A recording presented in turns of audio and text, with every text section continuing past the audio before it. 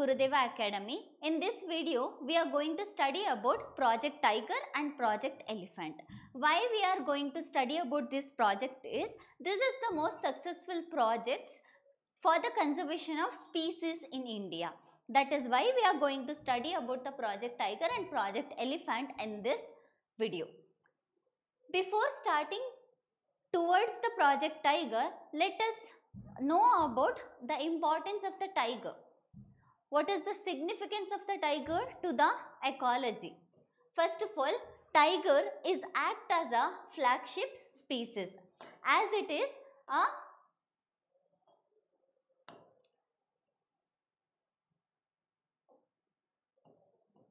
flagship species. Why flagship species? Because it acts as an ambassador.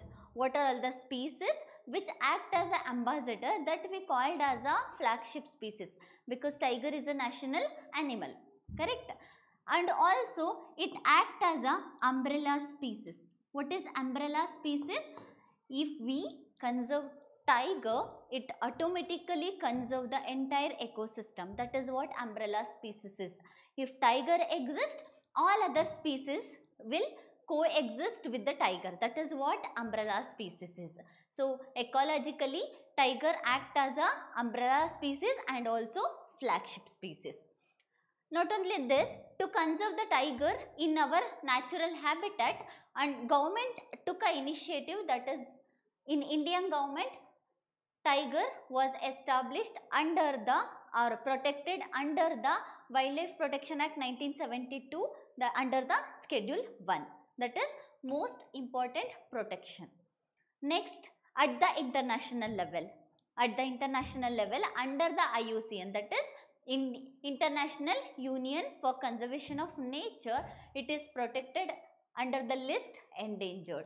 Next, sites we are going to prohibit the under the sites we are going to prohibit the trade of the tiger, that is under the Appendix 1. Next, moving towards the project. Why tiger project is important? Why government came up with Project Tiger? First thing is, in 1972, Project Tigers ಅಥವಾ tigers population ಸೆನ್ಸಸ್ನ ಮಾಡ್ತಾರೆ. So ಮಾಡಿದಾಗ ಏನಾಗುತ್ತೆ, we got to know that only 1800 species or individuals left. This represent the alarming stage to conservation of the tigers. For this purpose, government in the year 1973 came up with Project Tigers, which is the successful tiger and successful project, and also it completed 50 years of the Project Tiger. So, how we are going to recognize it is a successful project? By doing census. By doing census, we are going to say this is a successful project. Before that, when Project Tiger was established in 1973, it was inaugurated in Jim Corbett National Park, which is present in Uttarakhand. Jim Corbett National Park is the first tiger reserve which was established under the Project Tiger. When it was inaugurated, or when Project Tiger was established, it was working in 9 tiger reserves. Now in India we have 54 tiger reserves. So it is nothing but we are increasing the habitat or the natural habitat of the tiger, correct? So by creating natural habitation to the tiger, we are increasing the number of tiger species. Next, what about census? Who will do the census?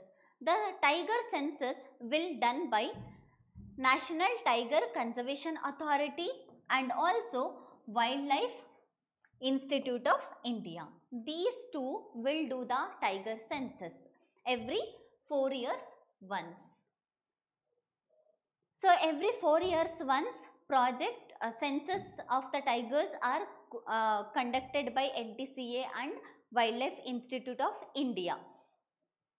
And 2006 was the first survey done by NTCA and Wildlife Institute of India.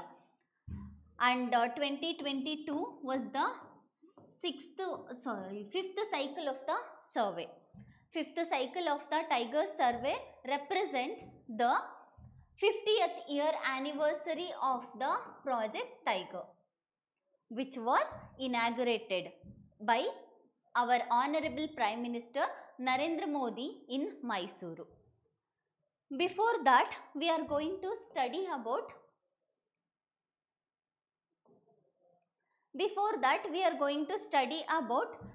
tiger reserves. Tiger reserve works on the principle of core and buffer strategy. So, this is the core area. In this area, every human activities, fooder collections, grazing, hunting, everything is prohibited, and this is buffer area. Certain amount of human settlements and also human activities are permitted in this buffer area. Core is established under the Wildlife Protection Act 1972. This is most important. Core was established under the Wildlife Protection Act 1972.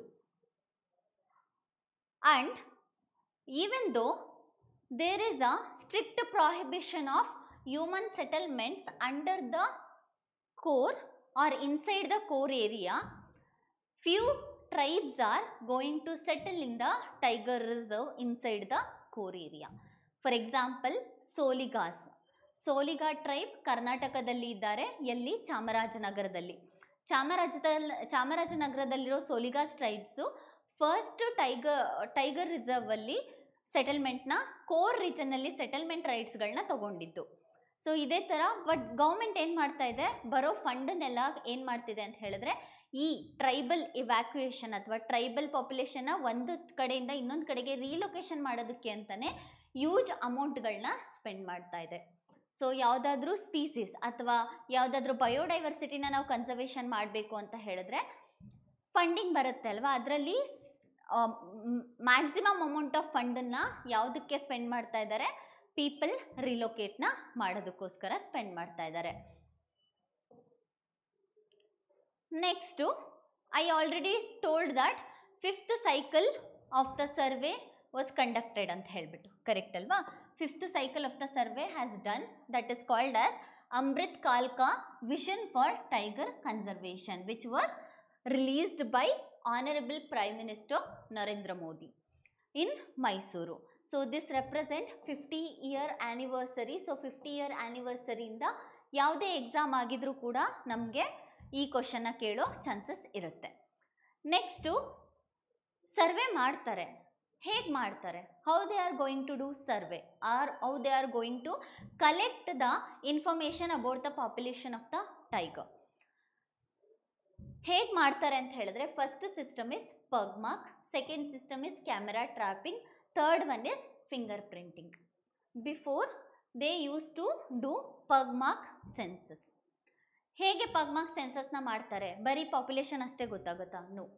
Pug mark ಸೆನ್ಸಸ್ಸಲ್ಲಿ we are going to identify whether a tiger is male or female and also age of the species can also be identified.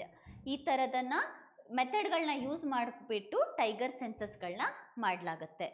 So 2022 survey ಪ್ರಕಾರ, ಅಂದರೆ 2023ಯಲ್ಲಿ release ಮಾಡ್ತಾರೆ ಅಲ್ವಾ, ಆ survey ಪ್ರಕಾರ ಇಂಡಿಯಾದಲ್ಲಿ 6.74% of the tiger population increase ಆಗಿದೆ compare to 2018 census. So 2018 ಸೆನ್ಸಸ್ಗೆ compare ಮಾಡಿದ್ರೆ ಇಂಡಿಯಾದಲ್ಲಿ 6.7% ಟೈಗರ್ ಪಾಪ್ಯುಲೇಷನ್ ಇನ್ಕ್ರೀಸ್ ಆಗಿದೆ. ಎಷ್ಟು ಇದೆ ಇವಾಗ ಇಂಡಿಯಾದಲ್ಲಿ ಅಂತ ಹೇಳಿದ್ರೆ 3167 ಟೈಗರ್ ಪಾಪ್ಯುಲೇಷನ್ ಇವಾಗ ಸದ್ಯಕ್ಕೆ ಇಂಡಿಯಾದಲ್ಲಿ ಇರೋದು. ನೆಕ್ಸ್ಟು, ಎಮ್ ಸ್ಟ್ರಿಪ್ಸ್ ಅಂತ ಹೇಳಿದ್ರೆ ಇದು ಒಂದು ಸಾಫ್ಟ್ವೇರ್ ಬೇಸ್ಡ್ ಮಾನಿಟರಿಂಗ್ ಸಿಸ್ಟಮ್. ಯಾಕೆ ಈ ಸಿಸ್ಟಮ್ನ ತಗೊಂಡ್ಬಂದಿದ್ದಾರೆ ಅಂತ ಹೇಳಿದ್ರೆ, first is habitat and also population, ಎರಡನ್ನೂ ಕೂಡ ಕನ್ಸರ್ವೇಷನ್ ಮಾಡೋದಕ್ಕೆ ಅಥವಾ ಎರಡನ್ನೂ ಕೂಡ ಮಾನಿಟರ್ ಮಾಡೋದಕ್ಕೋಸ್ಕರ MSTRIP ಅನ್ನೋ ಸಾಫ್ಟ್ವೇರ್ ಬೇಸ್ಡ್ ಇನಿಷಿಯೇಟಿವ್ನ ಗೌರ್ಮೆಂಟ್ ತೊಗೊಂಬರುತ್ತೆ.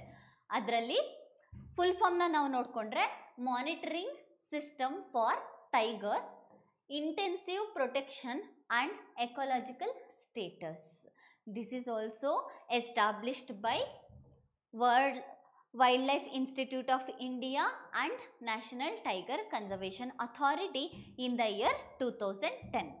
ಸೊ ಇಲ್ಲಿ ಹ್ಯಾಬಿಟ್ಯಾಟ್ ಮತ್ತು ಪಾಪ್ಯುಲೇಷನ್ ಎರಡನ್ನೂ ಕೂಡ ಮಾನಿಟರ್ ಮಾಡ್ತಿದ್ದೀವಿ ಅಂತ ಹೇಳಿದ್ರೆ ಪ್ರಾಜೆಕ್ಟ್ ಸೆನ್ಸಸ್ಸಿಗೆ, ಪ್ರಾಜೆಕ್ಟ್ ಟೈಗರ್ಗೆ ಒಂದು ಇದು ಗುಡ್ ಸ್ಟೆಪ್. ಸೊ ಎರಡನ್ನೂ ಮಾನಿಟರ್ ಮಾಡೋದ್ರಿಂದ ನಮಗೆ ಪಾಪ್ಯುಲೇಷನ್ ಎಷ್ಟು ಗ್ರೋತ್ ಆಗ್ತಿದೆ ಅಥವಾ ಒಂದು ಹ್ಯಾಬಿಟೇಷನ್ ಕಡಿಮೆ ಆದರೆ ಯಾವ ಥರ ಅದನ್ನು ಇಂಪ್ರೂವ್ ಮಾಡಬೇಕು ಅನ್ನೋದನ್ನು ಅನಾಲಿಸಿಸ್ ಮಾಡ್ಕೊಳ್ಳೋದಕ್ಕೆ ಈಸಿ ಆಗುತ್ತೆ ಅಂತ ಹೇಳಿಬಿಟ್ಟು.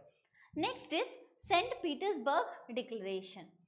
St. Petersburg Declaration, the name itself indicate St. Petersburg because this is the city which is present in Russia. ಅಲ್ಲಿ ಆಗಿರೋ ಡಿಕ್ಲರೇಷನ್ ಆಗಿರೋದ್ರಿಂದ ಸೆಂಟ್ ಪೀಟರ್ಸ್ಬರ್ಗ್ ಡಿಕ್ಲರೇಷನ್ ಅಂತ ಹೇಳಿ ಕರೀತಾರೆ. ಇದ್ರದ್ದು ಮೇನ್ ಇನಿಷಿಯೇಟಿವ್ ಏನು ಅಂತ ಹೇಳಿದ್ರೆ, ಒಂದು ಟೈಗರ್ಗಳ ಪಾಪ್ಯುಲೇಷನ್ನ ಡಬಲ್ ಮಾಡಬೇಕು ಅಂತ ಹೇಳಿಬಿಟ್ಟು. ಇದನ್ನು ತೊಗೊಂಬಂದಿದ್ದು 2010ನಲ್ಲಿ. 2010ನಿಂದ 2022 ತನಕ ಟೈಗರ್ ಪಾಪ್ಯುಲೇಷನ್ನ all over the world double ಮಾಡಬೇಕು ಅಂತ. ಆವಾಗ ಆಲ್ಮೋಸ್ಟ್ 3000 ಇತ್ತು, ಅದನ್ನು 7000 ತನಕ ತೊಗೊಂಬರಬೇಕು ಬೈ ದ ಇಯರ್ 2022 ಅನ್ನೋದು ಇದ್ರದ್ದು ಮೇನ್ ಇನಿಷಿಯೇಟಿವ್. ಸೊ ಈ ಡಬಲ್ ಮಾಡಿದವ್ರಿಗೆ ಏನು ಅವಾರ್ಡ್ ಇರುತ್ತೆ ಅಂತ ಹೇಳಿದ್ರೆ 2 ಅವಾರ್ಡ್ಗಳನ್ನ ಕೊಡ್ತಾರೆ. ಯಾವ್ದ್ಯಾವುದು ಅಂತ ಹೇಳಿದ್ರೆ, ಫಸ್ಟ್ ಅವಾರ್ಡ್ ಬಂದ್ಬಿಟ್ಟು TX2 award. TX2 represent tiger multiplication of 2 which means double. Next tiger conservation excellence award. ಈ 2 ಅವಾರ್ಡ್ಗಳನ್ನ ಯಾರಿಗೆ ಕೊಡ್ತಾರೆ? ಸೆಂಟ್ ಪೀಟರ್ಸ್ಬರ್ಗ್ ಡಿಕ್ಲರೇಷನ್ ಅಂಡರಲ್ಲಿ ಯಾವ ಒಂದು ಕಂಟ್ರಿ ಟೈಗರ್ ಪಾಪ್ಯುಲೇಷನ್ನ ಡಬಲಿಂಗ್ ಮಾಡ್ತಿದೆ ಅವರಿಗೆ ಇದನ್ನು ಕೊಡ್ತಾರೆ. India successfully started working on it and also it got TX2 award. Pench tiger reserves Madhya Pradesh and also Pench tiger reserve Maharashtra ಎರಡೂ ಕೂಡ ಯಾವ್ದು ಸಿಕ್ಕಿದೆ? TX2 ಅವಾರ್ಡ್ ಸಿಕ್ಕಿದೆ. ಅದ್ರ ಜೊತೆಗೆ ಟೈಗರ್ ಕನ್ಸರ್ವೇಷನ್ ಎಕ್ಸಲೆನ್ಸ್ ಅವಾರ್ಡ್ ಯಾರಿಗೆ ಸಿಕ್ಕಿದೆ ಅಂತ ಹೇಳಿದ್ರೆ ಮಾನಸ್ ಕನ್ಸರ್ವೇಷನ್ ಅಥವಾ Manas tiger reserve. Manas tiger reserve trans boundary Manas reserve ಅಂತ ಹೇಳಿ ಕರಿತೀವಿ ಅದನ್ನು. ಯಾಕಂದರೆ ಭೂತಾನ್ ಮತ್ತು ಇಂಡಿಯಾ ಎರಡಕ್ಕೂ ಕೂಡ ಈ ಅವಾರ್ಡ್ ಸಿಕ್ಕಿರೋದ್ರಿಂದ ಇದನ್ನು ಟ್ರಾನ್ಸ್ ಬೌಂಡ್ರಿ ಮಾನಸ್ ಕನ್ಸರ್ವೇಷನ್ ಏರಿಯಾಗೆ ಅವಾರ್ಡ್ ಸಿಕ್ಕಿದೆ ಅಂತ ಹೇಳಿಬಿಟ್ಟು ಹೇಳ್ತೀವಿ. ಸೊ ಯಾರು ಈ ಒಂದು ಸೆಂಟ್ ಪೀಟರ್ಸ್ಬರ್ಗ್ ಡಿಕ್ಲರೇಷನ್ನ ತೊಗೊಂಬಂದರು? ಯಾಕೆ ತೊಗೊಬಂದರು ಅಂತ ಹೇಳಿದ್ರೆ, ಯಾರು ತೊಗೊಬಂದಿರೋದು ಅಂತ ಹೇಳಿದ್ರೆ ಟೈಗರ್ ನೇಷನ್ಸ್ ಅಥವಾ ನಾವು ಅದನ್ನು ಟೈಗರ್ ರೇಂಜ್ ಕಂಟ್ರೀಸ್ ಅಂತ ಕೂಡ ಕರಿತೀವಿ. Tiger range countries. ಏನು ಟೈಗರ್ ರೇಂಜ್ ಕಂಟ್ರೀಸ್ ಅಂತ ಹೇಳಿದ್ರೆ, ಯಾವ ಏರಿಯಾದಲ್ಲಿ ಅಥವಾ ಯಾವ ಕಂಟ್ರಿಯಲ್ಲಿ ಟೈಗರ್ ಪಾಪ್ಯುಲೇಷನ್ಗೆ ಬೇಕಾಗಿರೋ ಹ್ಯಾಬಿಟ್ಯಾಟ್ ಪರ್ಫೆಕ್ಟ್ ಆಗಿದೆ ಆ್ಯಂಡ್ ಆಲ್ಸೋ ಯಾವ ಏರಿಯಾದಲ್ಲಿ ಟೈಗರ್ ಪಾಪ್ಯುಲೇಷನ್ನ ಜಾಸ್ತಿ ಇದೆ, ಇದನ್ನು ನೋಡಿಬಿಟ್ಟು ನಾವು ಟೈಗರ್ ರೇಂಜ್ ಕಂಟ್ರೀಸ್ಗಳನ್ನ ತೊಗೊಂಬರ್ತೀವಿ. We have almost 13 tiger range countries. ಯಾವ್ದ್ಯಾವುದು ಅಂತ ನೋಡ್ಕೊಳ್ಳೋಣ. ಸೊ ಯಾವ್ದ್ಯಾವುದು ಅಂತ ಹೇಳಿದ್ರೆ, ಇಂಡಿಯಾದು ಬಾರ್ಡರ್ ಕಂಟ್ರೀಸ್ನ ನೋಡಿಕೊಂಡ್ರೆ Bangladesh and Bhutan, China, India, next Myanmar, ಓಕೆನಾ, ನೆಕ್ಸ್ಟು ನೇಪಾಳ್. ಸೊ ಇದು ಇಂಡಿಯಾ ಬಾರ್ಡರ್ ಕಂಟ್ರೀಸ್. ಯಾಕೆ ಈ ಥರ ಹೇಳ್ತಿದ್ದೀನಿ ಅಂತ ಹೇಳಿದ್ರೆ, ಯಾವಾಗ ನಾವು ಬಾರ್ಡರ್ ಕಂಟ್ರೀಸ್ ಜೊತೆಗೆ ನೋಡ್ಕೊಳ್ತೀವಿ ಆವಾಗ ಈಸಿಯಾಗಿ ಯಾವ್ದ್ಯಾವುದು ಕಂಟ್ರೀಸ್ಗಳು ಟೈಗರ್ ರೇಂಜ್ ಕಂಟ್ರೀಸಲ್ಲಿದೆ ಅಂತ ಅರ್ಥ ಆಗುತ್ತೆ. Next Cambodia, Indonesia, Laos, Malaysia, Russia, Thailand and Vietnam. These are all the 13 tiger range countries which are present and these represents around 70% of India only represents 70% of tiger population compared to all over the world. ಇಡೀ ಪ್ರಪಂಚದಲ್ಲಿ 70% of the tiger population ಎಲ್ಲಿದೆ? ಇಂಡಿಯಾದಲ್ಲಿ ಇದೆ. So ಇದಿಷ್ಟು ನಮಗೆ tiger ಕನ್ಸರ್ವೇಷನ್ಗೆ ಏನು ಇನಿಷಿಯೇಟಿವ್ನ ತೊಗೊಬರ್ತಿದ್ದೀವಿ and also tiger ಪಾಪ್ಯುಲೇಷನ್ನ increase ಮಾಡಿದವ್ರಿಗೆ ಅವಾರ್ಡ್ನ ಕೊಟ್ಬಿಟ್ಟು ಏನು ಮಾಡ್ತಾ ಇದ್ದೀವಿ, ಇನ್ನೂ ಕೂಡ ಎನ್ಕರೇಜ್ ಮಾಡ್ತಿದ್ದೀವಿ ಅಂತ ಗೊತ್ತಾಯಿತು. ಅದೇ ಥರ there is one more initiative that is international big cat alliance. What is big cats? So we have 7 big cats. ಯಾವ್ದ್ಯಾವುದು 7 ಬಿಗ್ ಕ್ಯಾಟ್ಸ್ ಅಂತ ಹೇಳಿದ್ರೆ, lion, tiger, cheetah, jaguar, snow leopard, puma and leopards. ಇದಿಷ್ಟು 7 big cats. ನಮ್ಮ ಇಂಡಿಯಾದಲ್ಲಿ Puma ಮತ್ತು Jaguar 2 big ಕ್ಯಾಟ್ಸ್ಗಳಿಲ್ಲ, ಇನ್ನು ಉಳಿದಿರೋ 5 big ಕ್ಯಾಟ್ಸ್ಗಳಿದೆ. ಯಾಕೆ ಈ ಇನಿಷಿಯೇಟಿವ್ ಇಂಪಾರ್ಟೆಂಟ್ ಅಂತ ಹೇಳಿದ್ರೆ, ನಾನು ಅವಾಗಲೇ ಹೇಳಿದೆ 50th ಆ್ಯನಿವರ್ಸರಿ ಎಲ್ಲಿ ಆಗಿದೆ, ಮೈಸೂರಲ್ಲಿ ಸೆಲೆಬ್ರೇಷನ್ ಆಗಿತ್ತು, ಕರೆಕ್ಟಾ? ಸೊ ಸೆಲೆಬ್ರೇಷನ್ ಆದಾಗ 2023 prime minister Narendra Modi started speaking about it. But first time ಅಲ್ಲೇ ಮಾತಾಡಿರೋದಾ? No, because this idea was established in the year 2019. But ಈ ಐಡಿಯಾನ ಎಕ್ಸಿಕ್ಯೂಟ್ ಮಾಡಿದ್ದು 2023. ಯಾಕೆ ಬಿಗ್ ಕ್ಯಾಟ್ ಅಲಯನ್ಸ್ ಅಂತ ಹೇಳಿದ್ರೆ, ಆಲ್ ಓವರ್ ದ ವರ್ಲ್ಡ್ ಯಾವುದೆಲ್ಲ ಬಿಗ್ ಕ್ಯಾಟ್ಸ್ಗಳಿದೆ ಅದನ್ನು ಕನ್ಸರ್ವೇಷನ್ ಮಾಡೋದಕ್ಕೋಸ್ಕರ, ಆ್ಯಂಡ್ ಆಲ್ಸೋ ಯಾವುದೆಲ್ಲ ಬಿಗ್ ಕ್ಯಾಟ್ ಇದೆ ಅದೆಲ್ಲದಕ್ಕೂ ಕೂಡ ಪ್ರಾಪರ್ ಆಗಿರೋ ಹ್ಯಾಬಿಟ್ಯಾಟ್ಸ್ನ ಕ್ರಿಯೇಟ್ ಮಾಡೋದಕ್ಕೋಸ್ಕರ ಈ ಒಂದು ಇನಿಷಿಯೇಟಿವ್ನ ತೊಗೊಂಬರ್ತಾರೆ. And this idea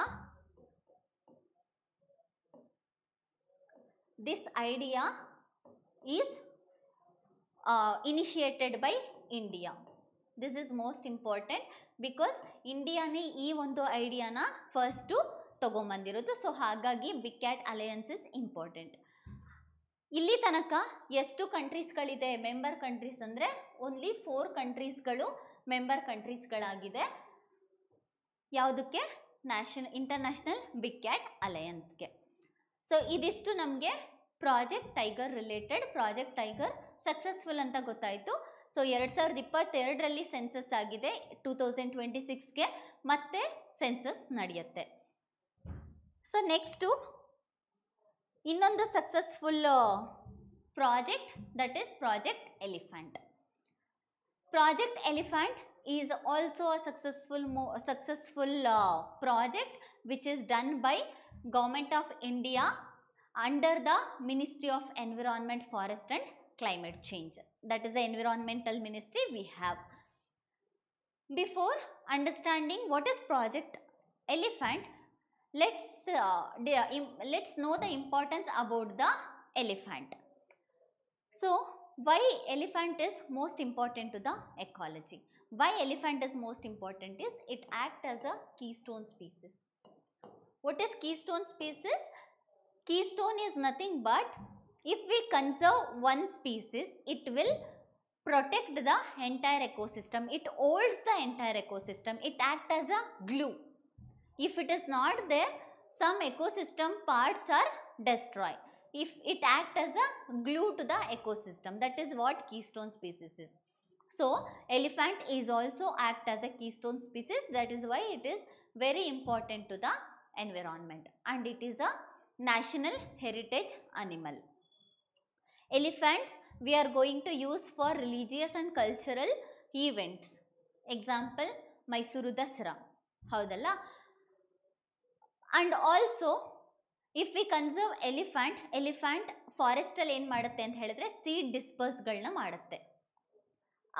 Along with that, when elephants will move, that will create path to the other species.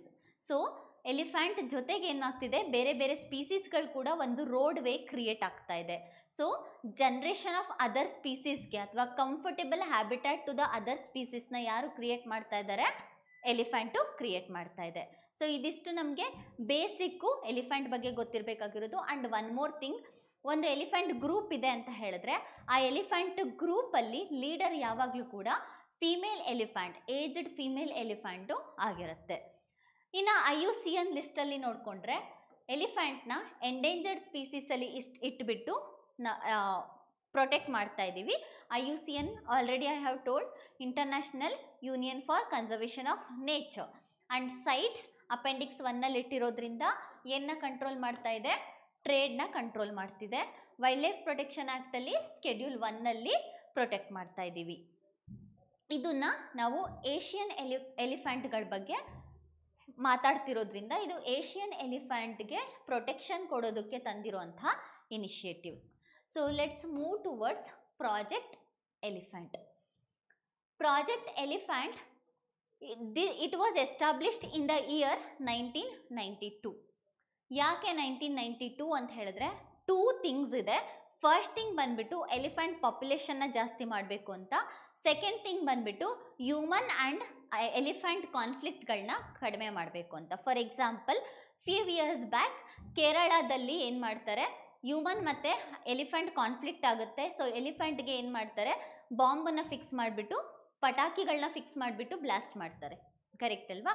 So ಈ ಥರ ಹ್ಯೂಮನ್ ಮತ್ತು ಎಲಿಫೆಂಟ್ ಕಾನ್ಫ್ಲಿಕ್ಟ್ಗಳನ್ನ ಕಡಿಮೆ ಮಾಡಬೇಕು ಅಂತ ಹೇಳಿಬಿಟ್ಟು they came up with project elephant in the year 1992.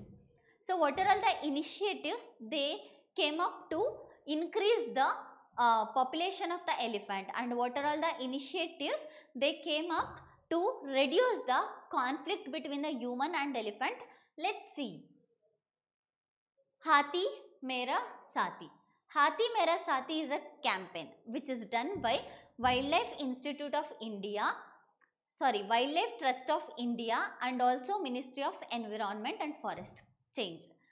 So ಇದೆರಡೂ ಕೂಡ ಸೇರಿಬಿಟ್ಟು ಹಾತಿ ಮೇರ ಸಾತಿ ಅನ್ನೋ ಇನಿಷಿಯೇಟಿವ್ನ ತೊಗೊಂಬರುತ್ತೆ. ಹಾತಿ ಮೇರ ಸಾತಿ ಅಂತ ಹೇಳಿದ್ರೆ ಹ್ಯೂಮನ್ ಮತ್ತು ಎಲಿಫೆಂಟ್ ಕಾನ್ಫ್ಲಿಕ್ಟ್ಗಳನ್ನ ರೆಡ್ಯೂಸ್ ಮಾಡೋದಕ್ಕೋಸ್ಕರ ಪೀಪಲ್ ಅವೇರ್ನೆಸ್ನ ತೊಗೊಂಬರೋದಕ್ಕೆ ಈ ಒಂದು ಇನಿಷಿಯೇಟಿವ್ನ ತೊಗೊಂಬರೋದು. Next elephant corridors. What is elephant corridors? Usually ಒಂದು ಎಲಿಫೆಂಟ್ ಕಾರಿಡಾರ್ ಅಥವಾ ಎಲಿಫೆಂಟ್ ರಿಸರ್ವ್ ಇದೆ ಅಂತ ಹೇಳಿದ್ರೆ ಆ ರಿಸರ್ವಲ್ಲಿ ಏನಾಗಿರುತ್ತೆ, ಒಂದು ಡೆವಲಪ್ಮೆಂಟಲ್ ಆ್ಯಕ್ಟಿವಿಟೀಸ್ ಅಥವಾ ರೋಡ್ ಕನ್ಸ್ಟ್ರಕ್ಷನ್ ನಡೆದಿರುತ್ತೆ. ಕರೆಕ್ಟಾ? Or human encroachment, human settlements ಇದೆಲ್ಲ ಜಾಸ್ತಿ ಆಗ್ತಾ ಇರುತ್ತೆ ಫಾರೆಸ್ಟ್ ರೀಜನಲ್ಲಿ. ಸೊ ಅಲ್ಲೇನು ಮಾಡ್ತಾರೆ ಅಂತ ಹೇಳಿದ್ರೆ ಎಲಿಫೆಂಟ್ಗೋಸ್ಕರ ಸಪ್ರೇಟ್ ಪಾತನ್ನು ಕ್ರಿಯೇಟ್ ಮಾಡ್ತಾರೆ. That is what elephant corridor is. Elephant ಕಾರಿಡಾರ್ಸ್ನ ಕ್ರಿಯೇಟ್ ಮಾಡೋದ್ರಿಂದ ಹ್ಯೂಮನ್ ಆ್ಯಂಡ್ ಎಲಿಫೆಂಟ್ ಕಾನ್ಫ್ಲಿಕ್ಟು ಕಡಿಮೆ ಆಗುತ್ತೆ ಅನ್ನೋದು ಇದ್ರದ್ದು initiative. Next MIKE. MIKE full form is monitoring illegal killing of elephants. Illegal ಆಗಿ ಎಲಿಫೆಂಟ್ಗಳನ್ನ ಟಸ್ಕ್ಗೋಸ್ಕರ ಕಿಲ್ ಮಾಡ್ತಾರೆ ಅಲ್ವಾ, ಸೊ ಅದನ್ನು ಕಂಟ್ರೋಲ್ ಮಾಡೋದಕ್ಕೋಸ್ಕರ ಮೈಕ್ ಅನ್ನುವಂತಹ ಇನಿಷಿಯೇಟಿವ್ನ ತೊಗೊಂಬರ್ತಾರೆ. ಯಾರು ತೊಗೊಬರ್ತಾರೆ ಅಂದರೆ CITES. So CITES monitoring illegal killing of elephants ಅನ್ನೋ ಇನಿಷಿಯೇಟಿವ್ನ ತೊಗೊಂಬಂದ್ಬಿಟ್ಟು ಇಲ್ಲೀಗಲ್ ಆಗಿ ಯಾರು ಎಲಿಫೆಂಟ್ಗಳನ್ನ ಕಿಲ್ ಮಾಡ್ತಾರೆ ಅದನ್ನು ಮಾನಿಟರ್ ಮಾಡಿಬಿಟ್ಟು ಅವ್ರಿಗೆ ಲೀಗಲಿ ಆ್ಯಕ್ಷನ್ನ ತಗೊಳುತ್ತೆ. And last initiative project rehab. Project rehab ಅಂತ ಹೇಳಿದ್ರೆ reducing elephant human attack using bees technology. Bees, honeybees, ಕರೆಕ್ಟಾ? ಅನಿಬೀಸ್ ಏನು ಮಾಡುತ್ತೆ? ಪಾಲಿನೇಷನ್ನ ಮಾಡುತ್ತೆ, ಹೌದಲ್ಲ?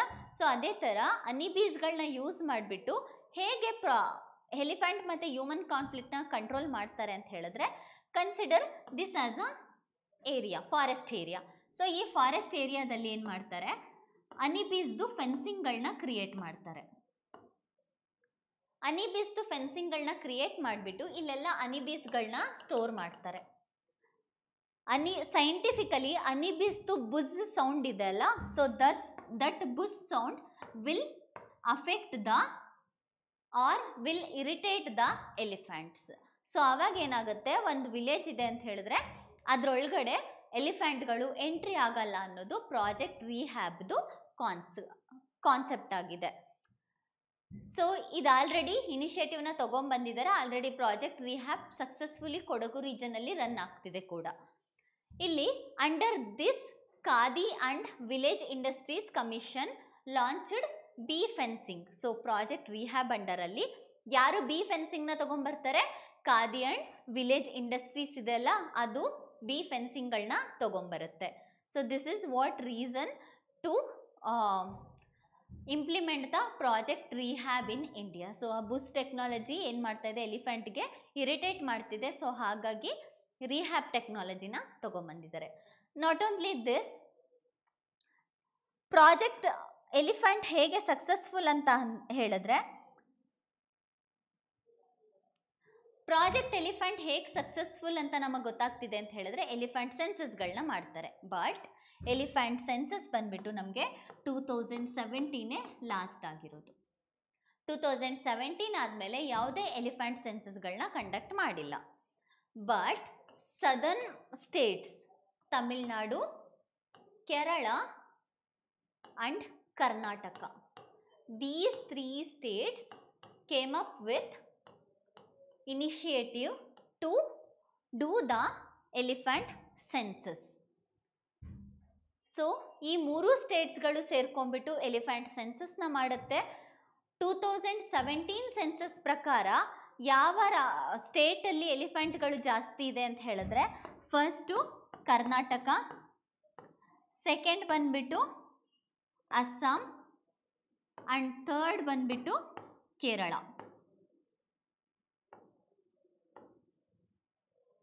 2017 ಅದಾಗಿರೋದು. 2023ಯಲ್ಲೂ ಕೂಡ ಸೆನ್ಸಸ್ನ ಮಾಡ್ತಾರೆ. ಈ 2023 ಸೆನ್ಸಸ್ ಪ್ರಕಾರ we got to know that Karnataka having 6,135 elephants. So this is the achievement of Karnataka. Almost 2017 compare ಮಾಡಿದ್ರೆ ಅರೌಂಡ್ 200+